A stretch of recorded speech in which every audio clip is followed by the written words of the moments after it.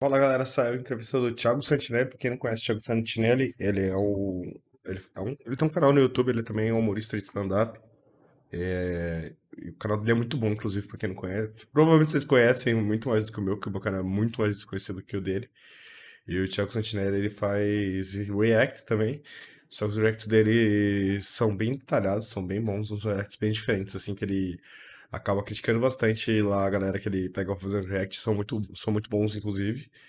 E ele tá bombando aí porque o Metaforando processou ele por conta de um react dele lá que até agora não dá pra entender por que o Metaforando processou ele, na moral mesmo. Eu teve saiu a entrevista dele aqui no Rafinha Bastos, eu vou assistir esse corte aqui, como converter um cliente, porque o Thiago faz bastante react dessas igrejas que tem. Ah, igrejas no geral, ele faz bastante reacts de evangélicos que cometem alguns absurdos aí na internet. Então, quem já viu o react dele lá sabe do que eu tô falando. Vamos ver o que eles falaram aqui no Rafinha. E aproveita que você tá chegando no meu canal aí, se inscreve, deixa seu like e não vai embora sem fazer isso. Me ajuda a crescer ele aí. Tua criação veio de onde? Como é Na que é isso? igreja Assembleia de Deus. Meu pai é pastor. Meu pai não é nem pastor, que ainda tem essa, né? As pessoas falam, teu pai é pastor, teu pai ganha dinheiro. Não. Meu pai era vice-pastor da igreja. Existe isso na igreja. Existe uma hierarquia de pastores onde só o pastor ganha de um salário da igreja. Meu pai trabalhava normal, meu pai era gari e trabalhava de lixeiro, assim. Você vê, né, como que cada igreja evangélica tem sua própria estrutura, né? Cada igreja tem estruturas de diácono, de ministro, de pastor, vice-pastor, cada um tem uma sua estrutura. Não é muito padronizado o negócio, né? Eu frequentei a igreja também quando eu era criança e adolescente, mas era uma outra estrutura, a igreja batista, que eu acho que é diferente dessas neopentecostal que eu nunca frequentei. Eu já não frequento mais hoje porque eu tenho minhas discordâncias com a igreja, mas nem convence a detalhar. Ele não ganhava nada da Na igreja, igreja. nada. Fazia então por a quê? parte boa da igreja, que era ganhar grana, porque ele gosta, é a fé dele, gosta fé mesmo dele, e tá lá. Aí, pra você ver, né? O cara fazia pela própria fé dele, sendo um vice-pastor lá, auxiliando os trabalhos do pastor, só pela fé dele, mano. Não tinha mais nada envolvido além disso, da própria fé, né? Até Muito doido Gari. isso. Era gari. Gari de correr, De correr, de se pendurar no bagulho lá. Muito É tempo. O primeiro mesmo, emprego dele em Brasília foi esse, assim. mas com quantos anos isso? Ele devia ter uns 24. Ah, tá. Ele tinha uns 24, né? Gari e dali. E aí ele sempre foi da igreja, desde a época né, de antes. Na outra cidade que ele morava, que ele era de Minas. E aí foi galgando as posições dentro da igreja e virou vice-pastor. Nunca quis ser pastor de igreja mesmo, mas sempre foi vice-pastor. Não sei se ele ainda é vice-pastor. Mas a minha criação foi nessa. Até os 22 anos eu era crente mesmo. Crente. Enquanto ele era vice-pastor, ele fazia o quê? De trabalho? É. Ele foi seguindo sendo gari. Pausei sem querer, que hoje clicando no OBS não pausava. Pausa. Aí depois transferiram ele pra motorista. De uma parada do governo lá, assim. Tá. E aí até hoje ele é motorista. Ok. Ele nunca ganhou dinheiro com a igreja. A melhor parte que tinha, ele não pegava. Jura mesmo, Sim. cara?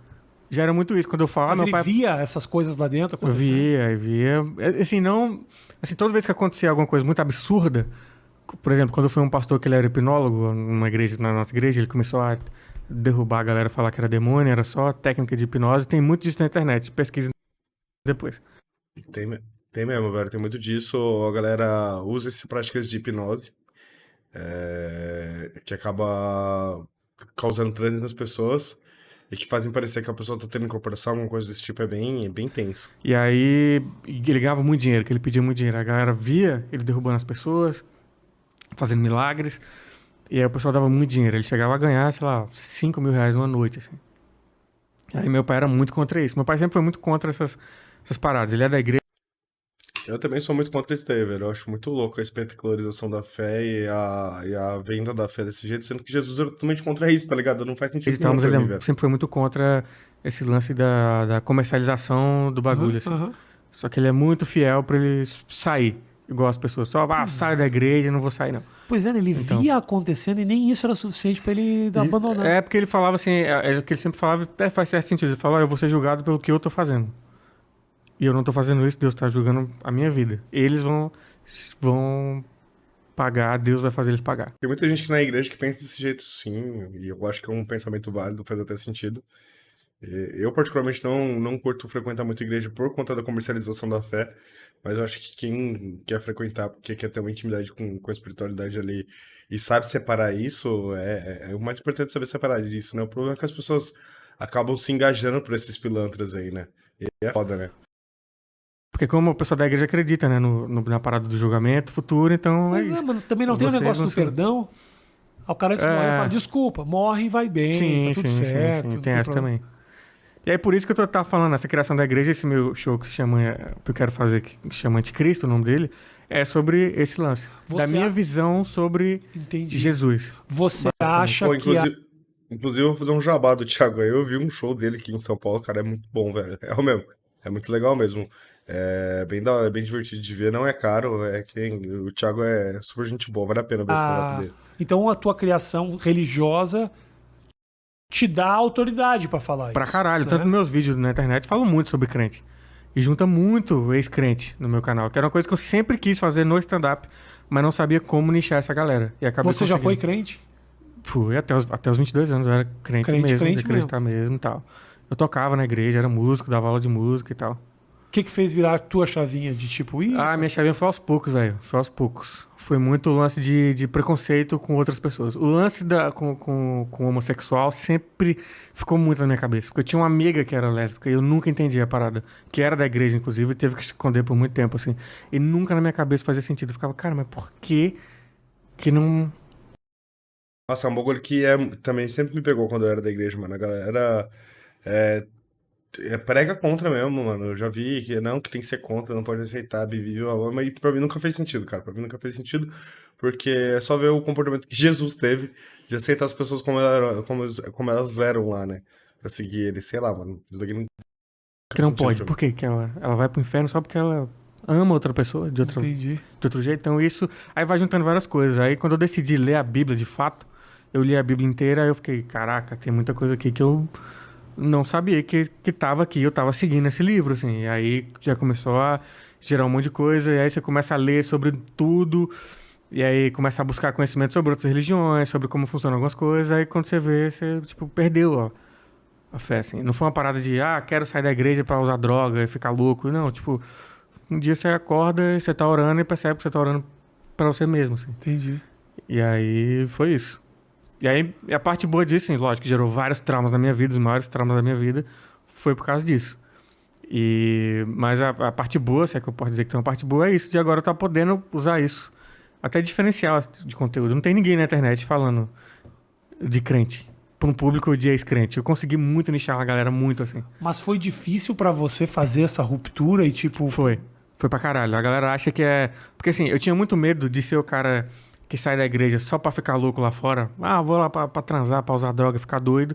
E a primeira merda que acontece na vida dessa pessoa, ela pensa, putz, é porque eu saí da igreja. Porque ela não tem fé em tudo aquilo ainda. Ela não saiu porque ela buscou entender se ela acreditou ou não. Ela só quis sair. Tá. E aí acontece uma merda, ela sai e volta de novo pra igreja. E volta muito mais radical.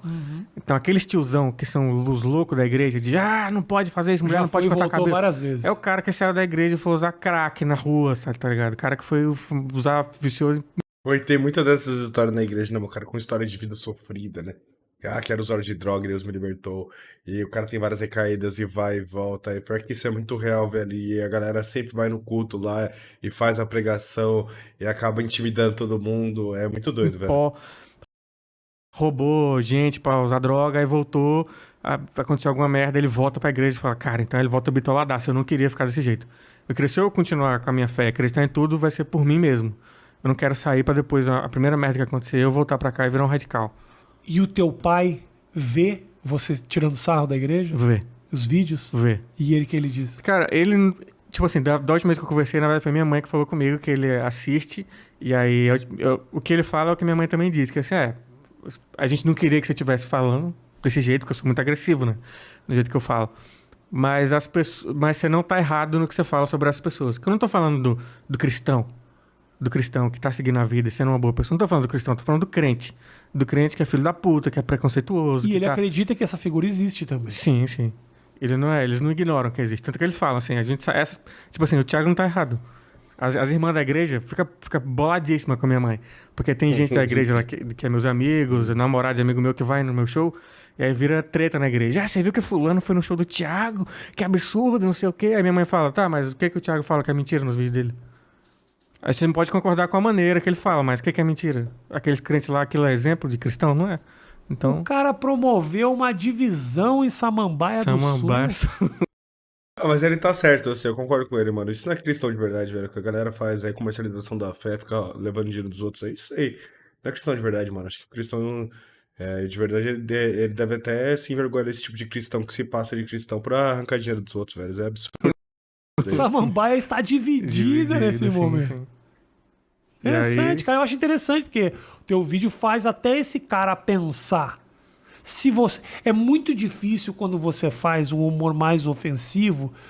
Eu já ouvi durante o papo você falar umas 2, 3 vezes, tipo assim, eu não falo disso, eu falo disso. Eu não falo daquilo, eu falo daquilo.